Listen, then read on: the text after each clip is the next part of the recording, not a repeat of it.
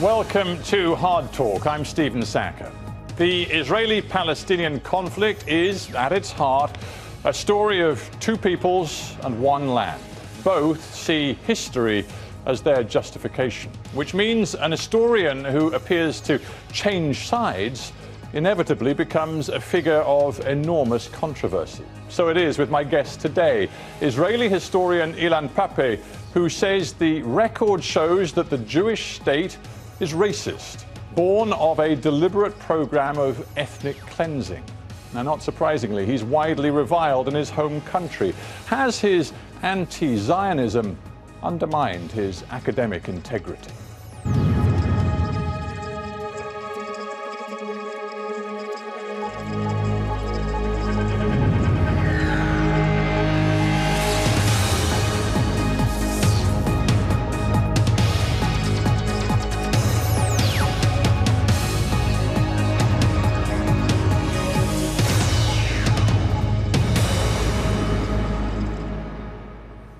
Ilan Pappe, welcome to Hard Talk. Thank you.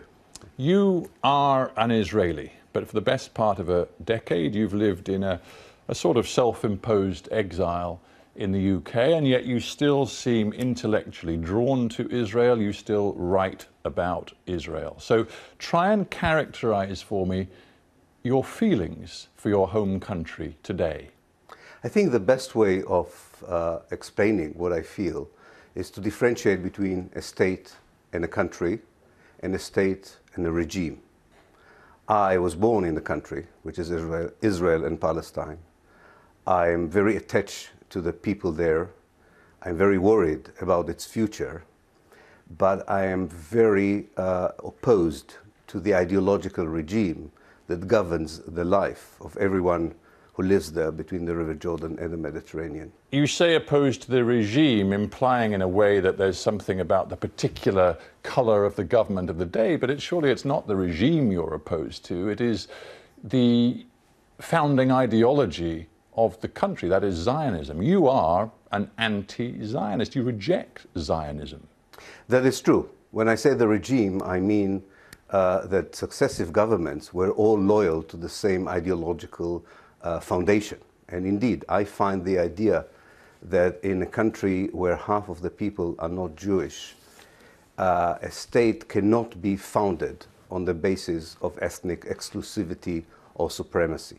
There needs to be a more democratic, a more egalitarian, a more fair political outfit that would respect the rights and aspirations of everyone who lives there. Well, we'll get more into that argument, and particularly your claim that half the people are not Jewish in a moment, because obviously you're talking about Israel and the occupied territories. If we are talking about the Mediterranean, between the Mediterranean and the River Israel Jordan as a nation state, a sovereign nation, then that your figures and your claim would not be true. But we'll get to a discussion of that later. Okay. Here's what I find most paradoxical about you. You are clear in your anti-Zionism, and yet it would seem to me that your own life story and your family's life story is the best advertisement for the importance of Zionism that there could ever be. I disagree with this. I think my life story, especially the fact that my family came from Germany originally and suffered. And escaped. Escaped from Nazi Germany and found haven in what was to become the Jewish state of Israel, thanks to the development in the 1930s of the Zionist idea. But it was also a family that was a victim of racism, of ethnic cleansing and extermination. And as such, Jews who faced extermination, absolutely, who needed a haven. And could not become themselves victimizers who would apply the same methods to someone else. Your father, to be clear though, was a passionate Zionist. I don't know if he was a passionate Zionist. He would have preferred probably to come to the United States or England, but their doors were closed. So he, like so many German Jews who were not Zionists, they found their way to Palestine. But I don't think that he would have condoned the ethnic cleansing of 1948. I don't think he would accept that in order to survive, you're entitled to either ethnically cleanse or exterminate someone else. Having a safe haven for people who are victimized does not give them the license to victimize someone else. Yeah, you've already dropped into conversation the phrase ethnic cleansing. It's become very much associated with your historical work. It's even in the title of one of your perhaps most important books. But it is a phrase which sticks in the throat of so many Israelis, and indeed so many Israeli historians who look at the record of what happened in those founding days that led to the creation of the State of Israel, 47-48, and they do not identify the program of premeditated ethnic cleansing that you claim sits in the record. You've got it wrong. Ethnic cleansing is not about meditated or only planned idea. Ethnic cleansing is an operation in the end of which one ethnic group is being displaced by another. Nobody can argue with the fact that half of Palestine's people were expelled, that half of Palestine's cities and villages were destroyed, that Palestinians lost Palestine because Zionism created a Jewish state.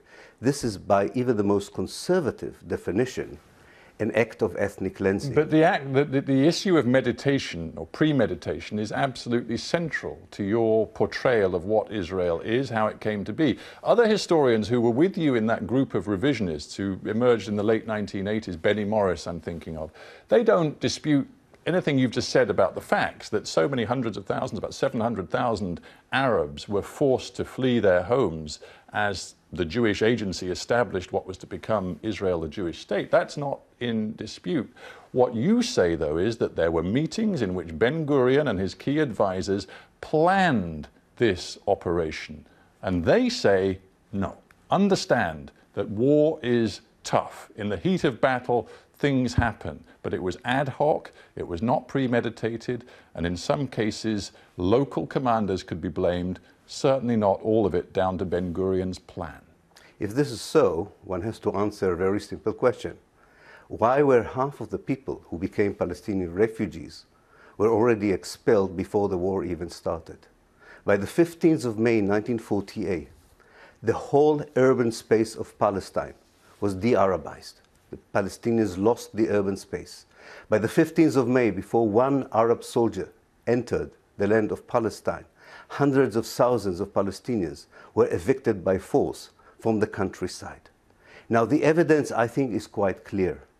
And I think that the documentation, especially the documentation that came out in 1998, Israel releases military documentation only 50 years after the event, show very clearly a meditated, a planned, a structured idea of how to turn Palestine, which was basically an Arab country, into a Jewish country, a Jewish state, through the means of ethnic cleansing. I think that documentation is now much more clear and carries out the evidence. And I think I'm not steeped in the documentation, but let me just put one. I mean, we don't want to get too hung up on every single detail of what happened in those early days of 48, but just one key piece of evidence which would, to me, plant a seed of doubt about your version of events. 24th of March, the Chief of Staff of the Haganah, which was to become, of course, the Israeli Defense Forces, but at the time was the Jewish agency, sort of military agency operation, he said this, the Chief of Staff, to all his field commanders, they must, quote, protect the full rights, the needs and freedoms of Arabs living in the Hebrew space, what was to become the Jewish state. He wrote that. Yeah, he may have written it, but I've seen the group of commands that was sent to each commander of a brigade and each commander of a battalion. And their commands were very, very clear. They had to occupy the villages, expel the people, detonate the houses.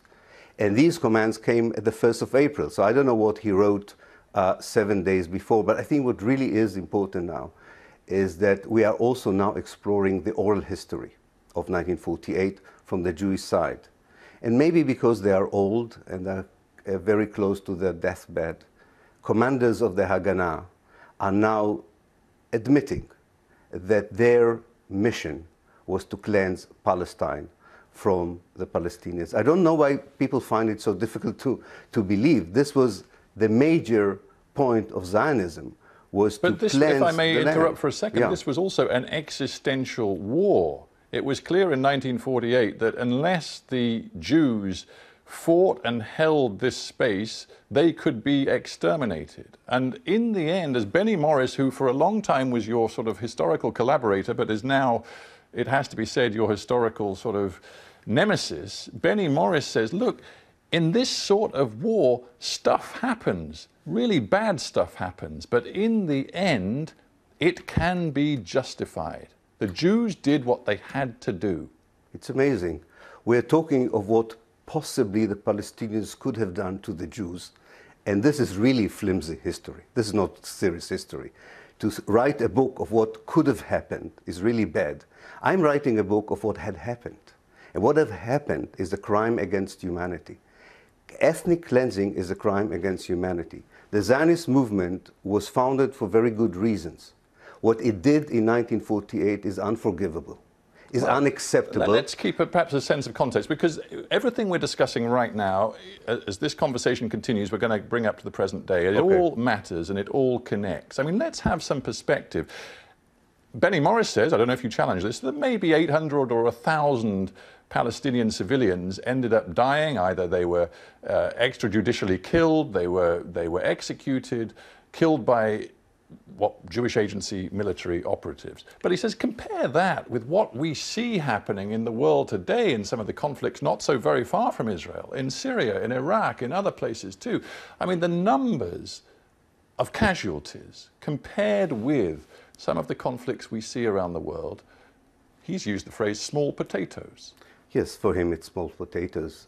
Imagine that half of Britain's population would have been expelled. Imagine that half of Britain's cities would be demolished to the earth. Imagine that half of Britain's villages would be destroyed. And then I would like you to come to an Israeli television program and tell me that this is a small potato.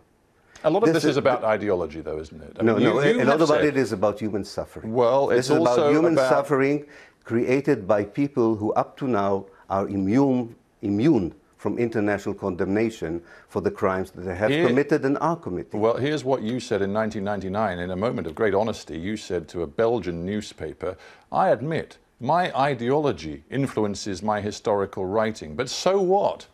That's the case for everybody. I said Is that a good justification for an historian? No, it isn't, and I said it 30 years ago, something like that. You said it at a time when you were a younger man doing a lot of the research that you've built on since. Yes, but what I meant, maybe I didn't put it across that well, but what I meant is that we are committed historians. It's ridiculous to say that we don't have an agenda.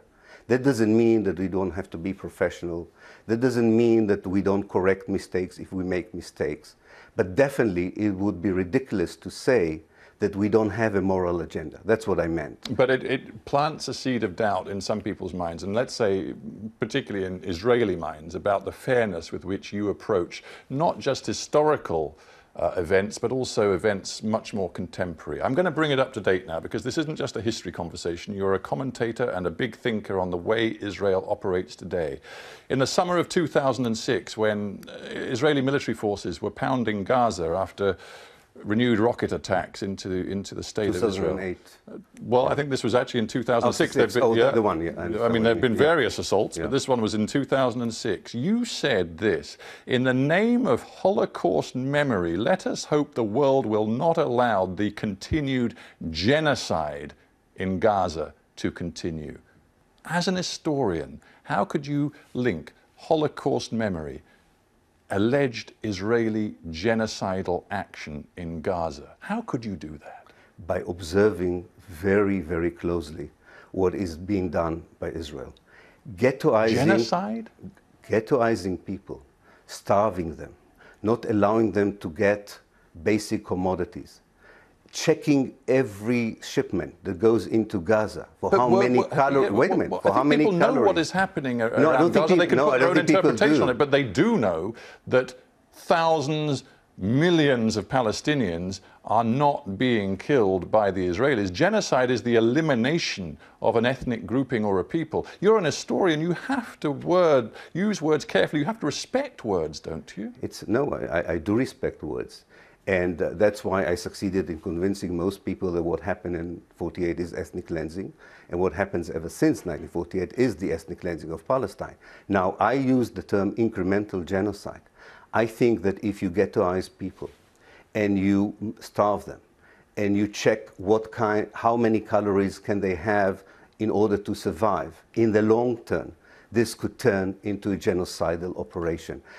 The fact that Gaza is cordoned, is closed from all sides, the fact that Israel does not know what to do with the Gaza Strip, whereas it has some ideas of what to do with the West Bank, is the potential for incremental genocidal policy. I'm not taking back my words. I really want to explain to people that people in Gaza are under existential danger by the policies of the State of Israel. I understand that you've thought carefully about the words you use, but I'm just challenging some of them. And it goes back to my opening question, your feelings about your home country today. You've described Zionism, and this is another quote from you, as a racist and quite evil philosophy of morality and life. I put it to you that you haven't lived in Israel for the last 10 years.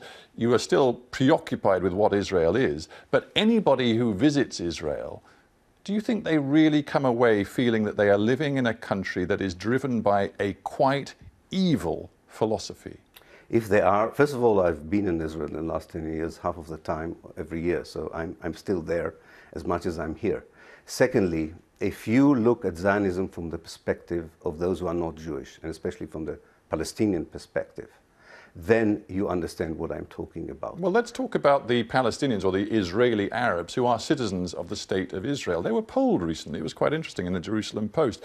More than 60% of them described Israel as a good place to live. Well over 50% said that they believed in the legitimacy of Israel as being the Jewish state, and fewer than a quarter said that they would want to go and live in a Palestinian state alongside Israel. I question these findings, I must say. If there's one topic I'm really an expert on, are the Palestinians in Israel, because this was my political home, this was my cultural home, this was my social home. I don't know what is the basis for these answers, but this is definitely not a reflection of how Palestinians feel in Israel, nor is it But it may be a reflection of something that I wonder if you would dispute. That is, Israel is a democracy, and of course Israeli Arabs do have a vote in Israeli elections. Israel has a court system which is capable of standing up to those in power. We've seen Israeli prime ministers convicted of serious crimes.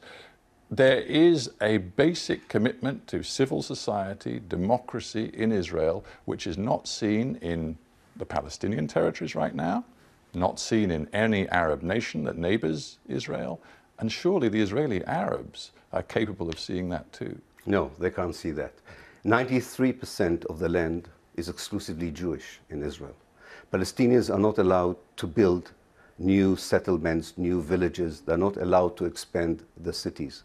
They're not allowed, they're not getting the same national security, the same welfare benefits as the average Jewish is receiving in Israel. Their educational system is segregated from the Jewish educational system. On every aspect of life, judicial, legal, and financial, they are discriminated against. But I think far more important than anything else is the fact that the state does not recognize them as part of the nation. And because the state does not recognize them as part of the nation, there has been in the last 10 years, there was a wave of legislation that questions their belonging to the state, and it hangs as an axe over their heads. They live a very precarious life, as we've seen in the south of Israel, where Palestinians are being driven, 70,000 Palestinians are being driven out from their villages as we speak. Well, namely ethnic cleansing is, let me just, if you allow me just one sentence, and I promise. I think it's important to understand, Israel or Zionism has a vision of having as much of Palestine as possible, with as few Palestinians in it as possible. No, I just want to explain. You constantly say that the ethnic cleansing continues, the racism is prevalent as ever. What you never do, and what I want to ask you is something somewhat different. Why, in all of your history and all of your commentary, do you persist in focusing on Israel's evils, Israel's crimes, and the Palestinians and the Arabs are always victims? You never focus on the Palestinians as actors, as committers of violent acts, sometimes as architects of terrorist activity. You have never, in your writings, your history, focused on what the Palestinians have done as actors rather than victims. This is a ridiculous summary of my work, if I may say so. I have written a lot on the Palestinian national movement as an anti-colonialist movement that used violence, that used terror. I explained why they used the violence. I was looking for the source of the violence. And because I regard the situation in Palestine as a colonialist situation, in fact, as a settler. You see the violence as justified? Not justified. The Hamas attacks on civilians, you see those? No, I don't put words in my mouth. What word would you use? I would use it as violence in a struggle for liberation, which I think can be replaced by a non-violent struggle, as most Palestinians would like to do it, because that struggle, the armed struggle, the Palestinian armed struggle, has not benefited the Palestinian national movement. But to argue that the struggle of liberation movements around the world in the 50s and the 60s is different from the Palestinian struggle is really taking the Palestinian issue out of historical context. In other words, we understand that people who fought against colonialism, people who fought against occupation, are using violence. I am not for violence of any kind. But I think there is a difference. No, I'll tell you. I think there is a difference between the violence of the occupier, the violence of the oppressor, the violence of the colonizer, and the violence of those who try to oppose it. You see Israel's actions as more morally reprehensible than those of Hamas? Yes, in many ways I do, because I think there is a difference between the power of a state and the power of people who were oppressed by that state. And I can question the wisdom of using violence. Before we end, we don't have so much time. I want to get to the present and the future, because not only are you an historian, you are somebody who thinks hard about where Israel and the Palestinians go from here. And you've said there is only one way. It has to be a unitary state from the Mediterranean to the Jordan River. Do you not accept that if that were to be the case, it wouldn't be the binational secular state that you have painted? It would be a state dominated by the Arab population, because they would be in a clear majority, particularly if you get your way and all of the descendants of the 48 refugees return, and it would be a Muslim state. No, I don't accept it. I think people who don't know the Palestinians have these kind of nightmarish scenarios. I think that when you change, that's why I'm talking a change of regime when we started our conversation.